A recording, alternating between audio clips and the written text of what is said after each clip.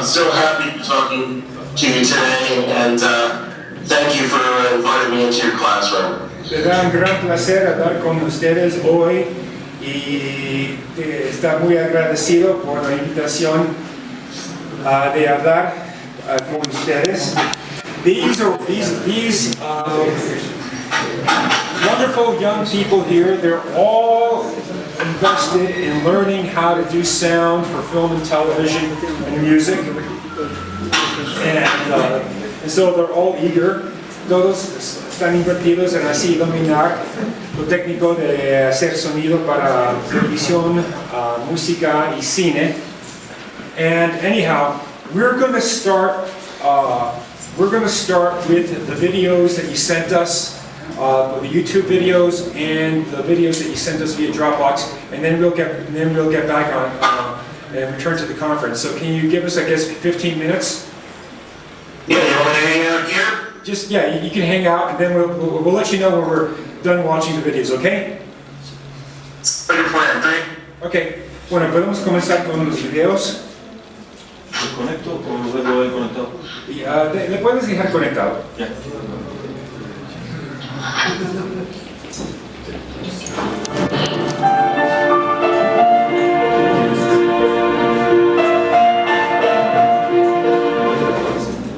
But to seal the bond between you. Eso es trabajo en esta película.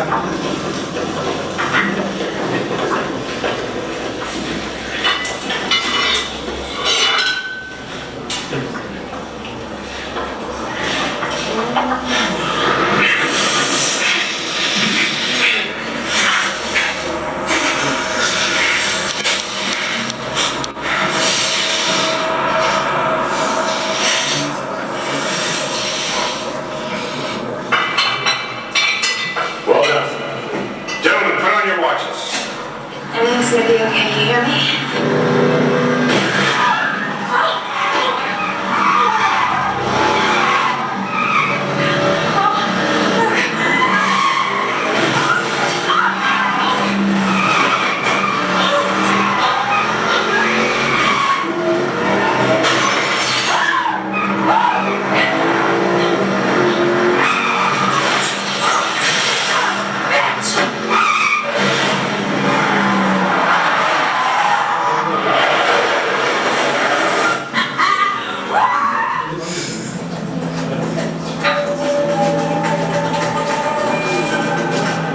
¿Hay algunos de ustedes que vieron esta película, La Sociedad de Calaveras? One day a Grimani, the guards smashed some watermelons near me.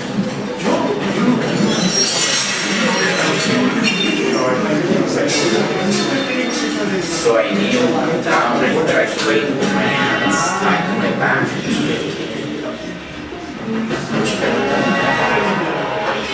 But it was sudden this sound overwhelming.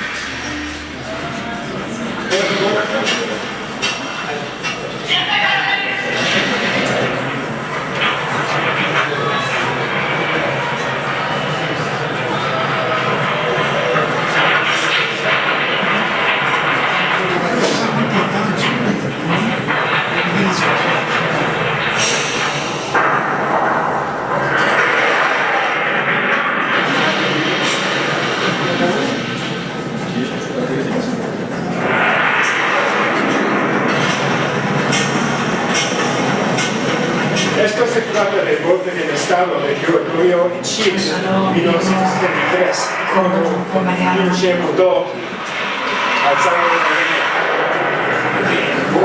de Esto es Santiago. Always, you know. But I think it's very different when he comes home.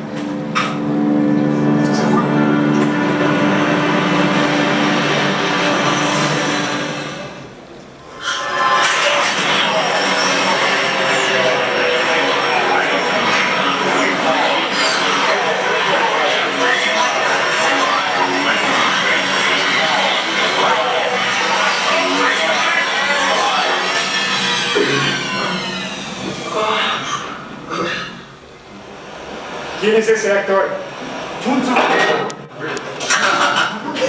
John Travolta.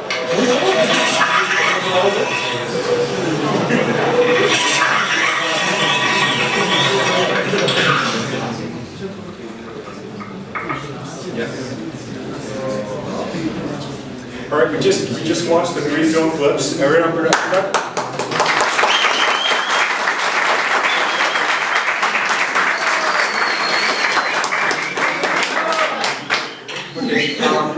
Lo que vamos a ver los tres que podamos ya entonces a ver los videos de YouTube.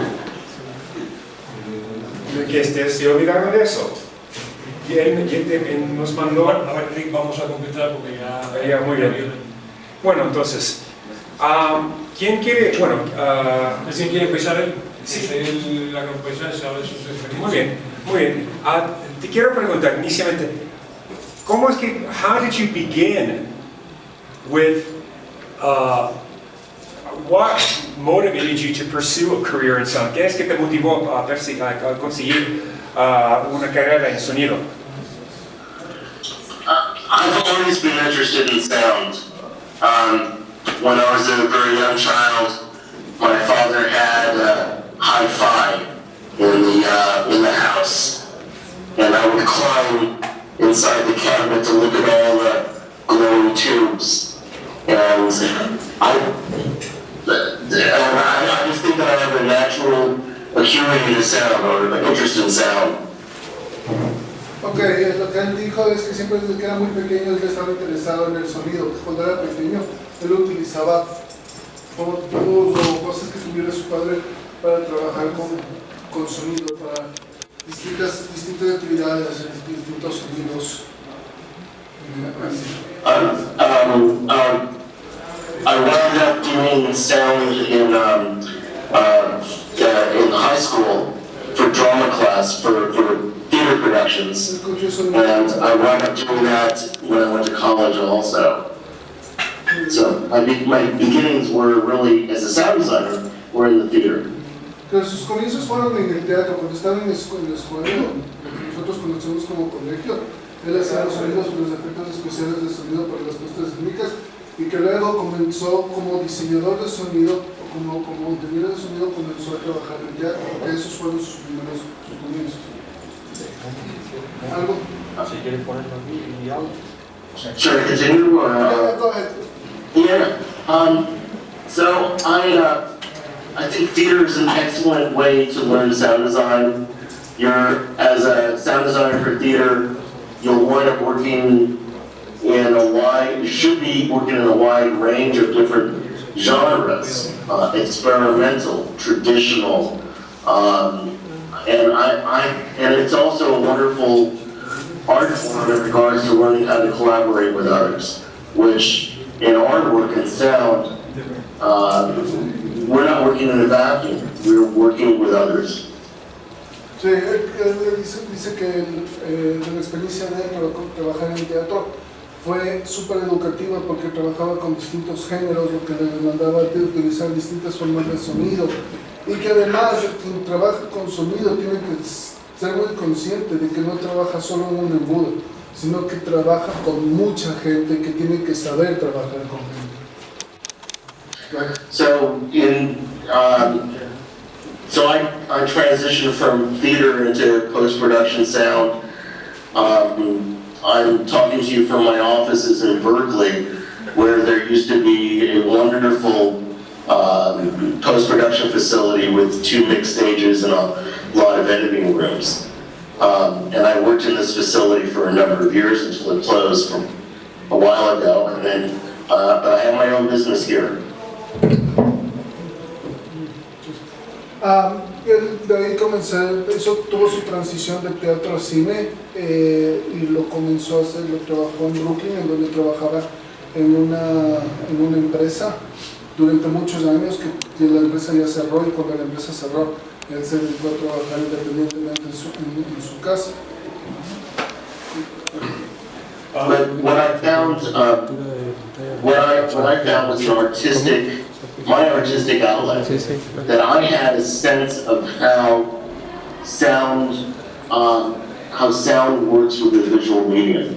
And so for me, creating, I've always wanted to create, but being able to create with how we choose sounds, how sounds start, where they end, how they're introduced, all of these things, to me, I felt like I kind of found my calling. This is what I know how to do. Lo que dice es que pues, cuando se trata de cine, él encuentra que ahí es donde está su punto de quiebre, su motivación para hacer sonido, porque ahí es donde entra toda su creatividad y potencia, dónde utilizar sonido, cómo utilizarlo, cuándo requiere algún sonido, cuándo no lo requiere, ¿sí? Y que el cine en realidad es lo que más le ha demandado. Well, I just want to say, the man who's currently translating is my esteemed colleague, Jaime Hidalgo. You mentioned Brooklyn. He's a graduate of Brooklyn College. Yeah. Go Brooklyn! Yeah, go Brooklyn. Okay. Well, let's go to Brooklyn Nets. Basketball. Well, where should we go from here? I mean, I actually have a couple things I'd love to talk about a little bit. I'd love to talk about the videos that you saw, and I'll talk a little bit about sound design kind of concepts. Can I do that? Yeah, go ahead, please. Great. I wound up many years ago writing a book with my friend Dina about doing sound and music for theater, and it's called Sound and Music for Theater. Really? And yes, how about that?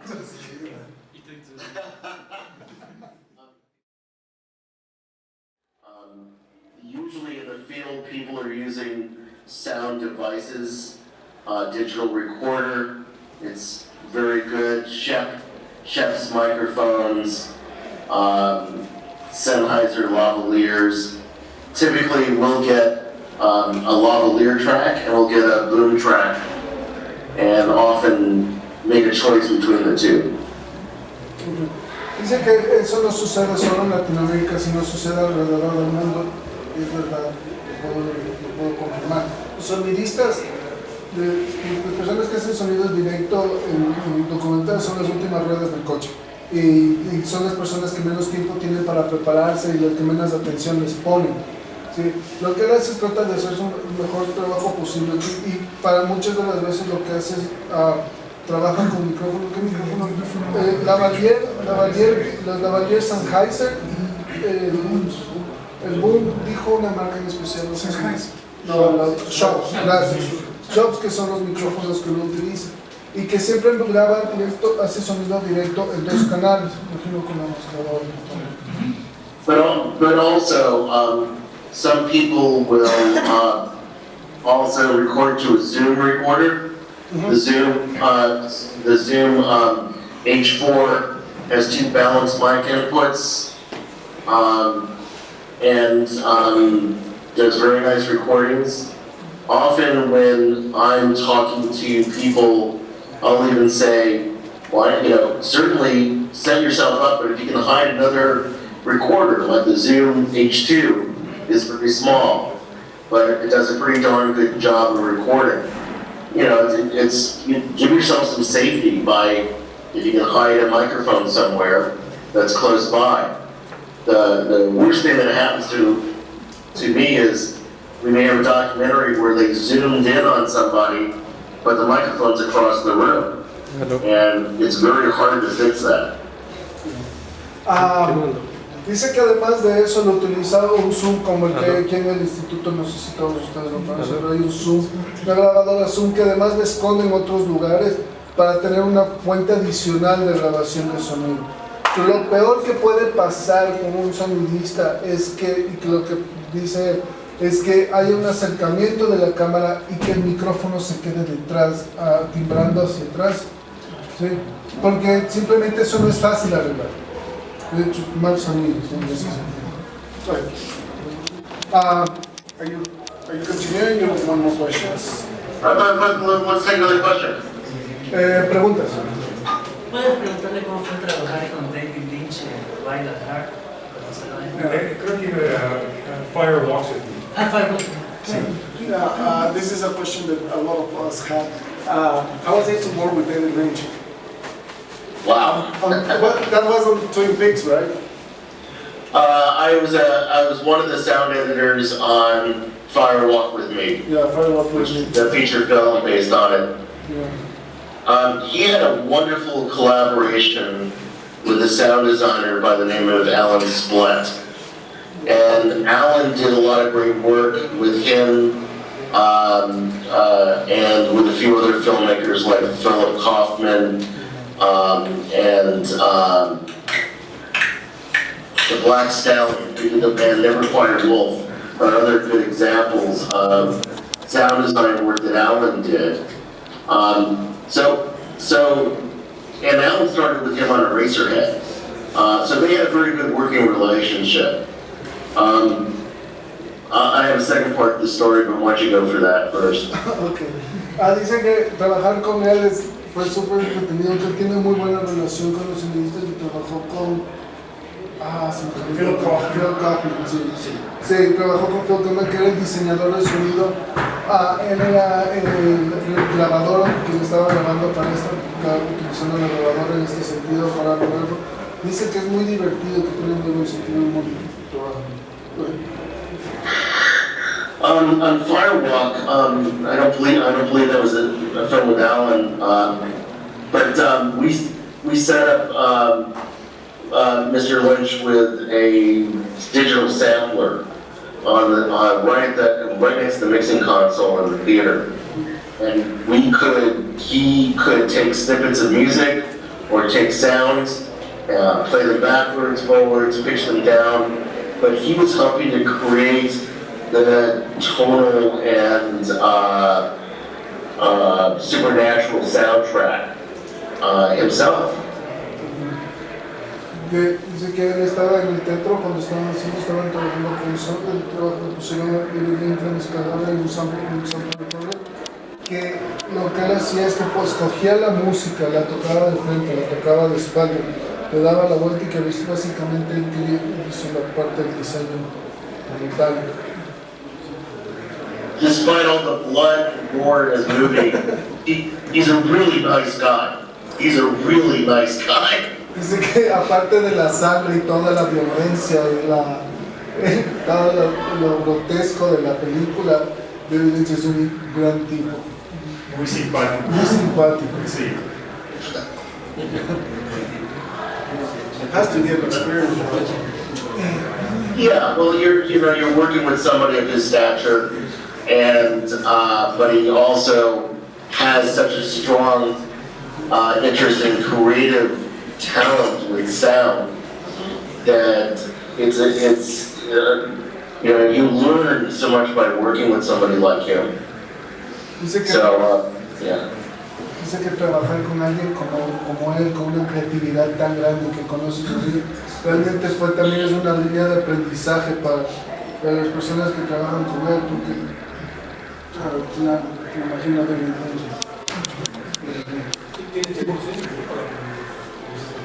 ¿Perdón? Escuche más cerca el micrófono.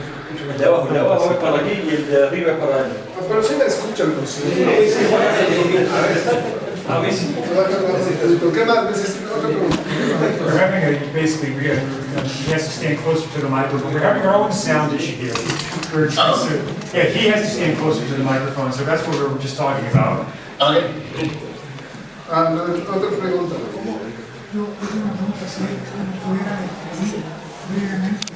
¿Cuál es la función del departamento que tenía que hay en la gran producción de Julio? The question is if you can describe what each department on a new production, or each sound department on a new production has to do. Good question.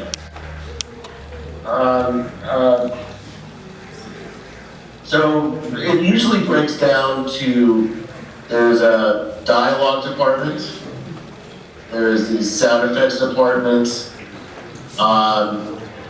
there's typically a music editor, and there's also Foley editor who works with the sound effects people, and also ADR editor, ADR being the dialogue that we replace as needed. So on top of all of that is the sound supervisor, who is sometimes also the sound designer.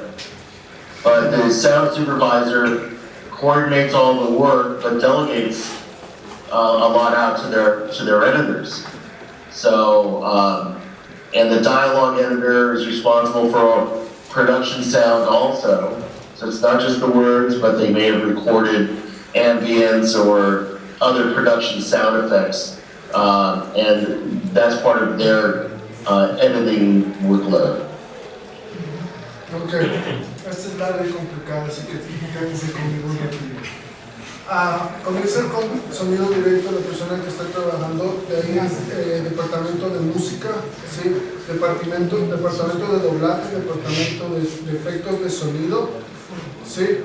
Departamento de Follies, que además hay un coordinador, un supervisor, sound coordinator, coordinador de sonido, o supervisor de sonido, que también al final puede ser el diseñador de sonido. Todos ellos trabajan en paralelo.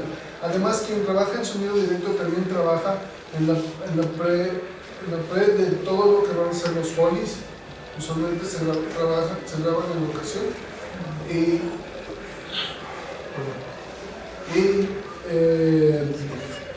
encima de eso, la persona que hace la mezcla. Entonces son como cinco departamentos que al final todos trabajan en línea paralela. ¿Otra pregunta? On Hollywood feature films, well, in all films, there'll be a spotting session where you're going to talk through the whole movie with the director, the producer, the picture editor, and on the sound side, it's usually the sound supervisor, and then maybe a couple of other key people.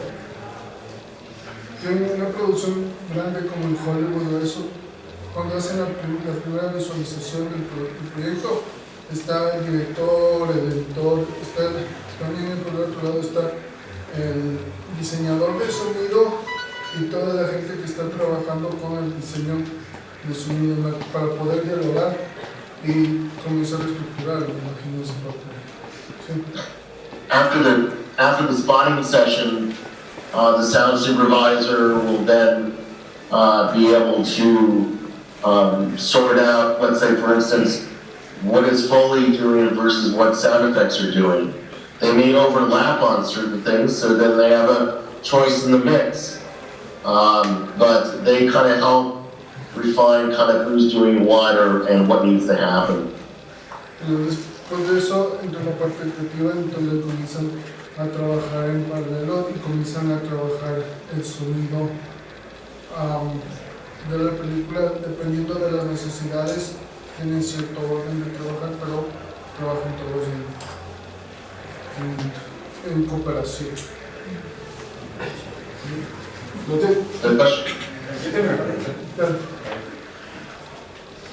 Yeah, hi, I have a question, and I'm speaking as someone who is not a techie.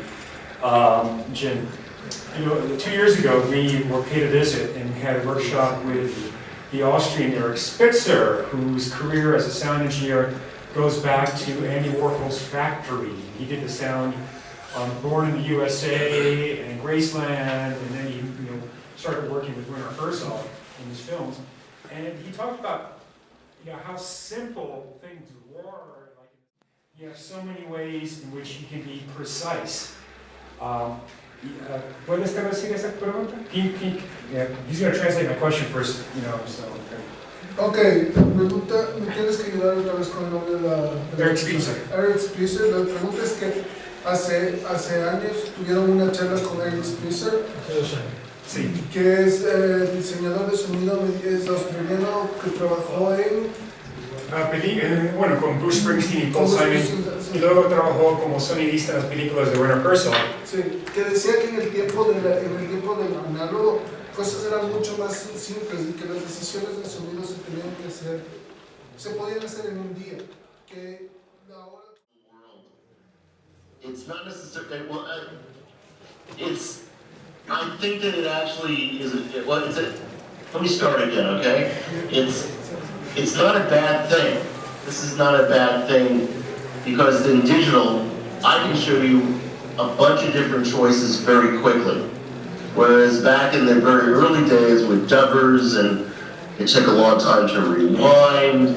You only had so many tracks you could kind of work with. And so, but what hasn't changed between 40 years ago and today is that you need to make decisions based on the time that you have and the budget you have. So, and you also have deadlines.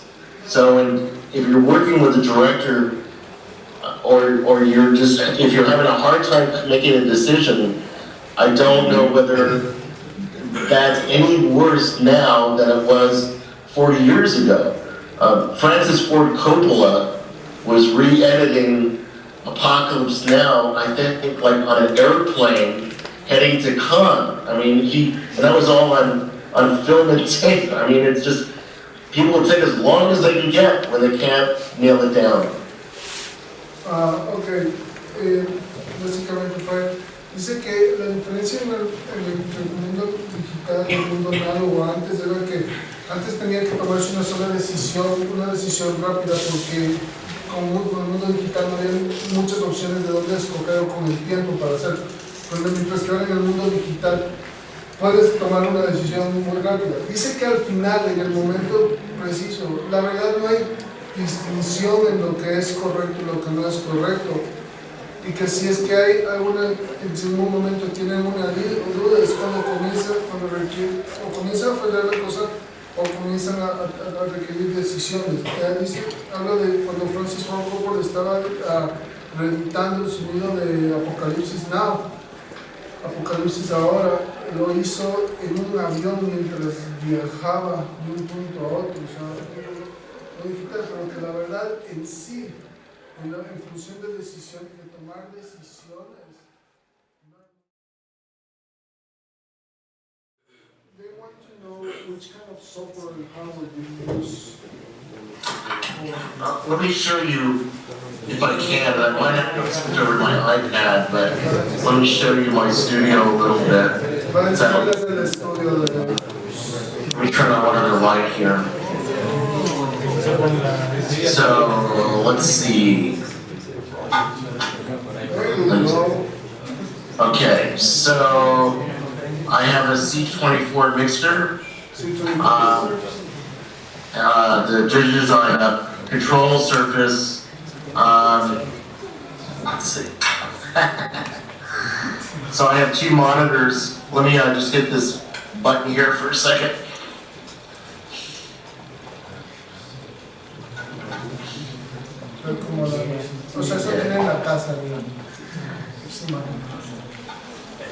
So you can see the Pro Tools on the screen to the left, and then I use the screen to the right for my plugins. So, which I don't have a lot of at the moment on this particular show, but see the edit window, which is, I rarely ever work in the mix window in Pro Tools. I'm usually just working in the edit window. I've got a nice plasma screen up on the wall there, and then I have a surround sound system. So left, center, right. There's a subwoofer underneath my table, and then I've got surround speakers to the left and right behind me. I love, so I've been working with Pro Tools since its inception. I'm very fond of a lot of Waves plugins. One second, let's give Hamish a chance to kind of catch Oh, up. I'm so sorry. It's all good, man.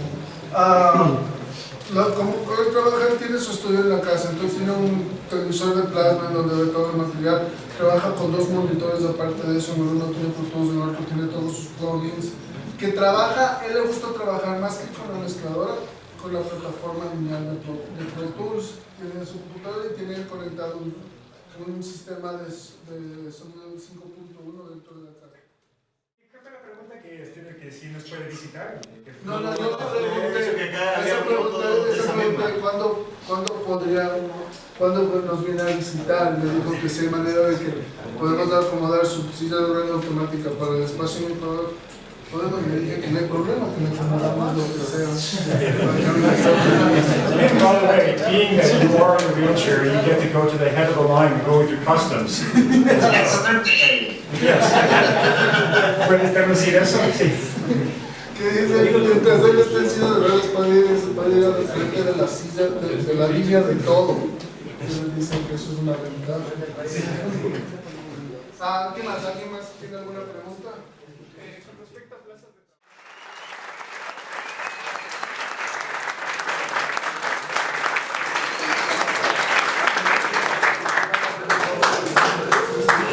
I can ask you by the closing statement.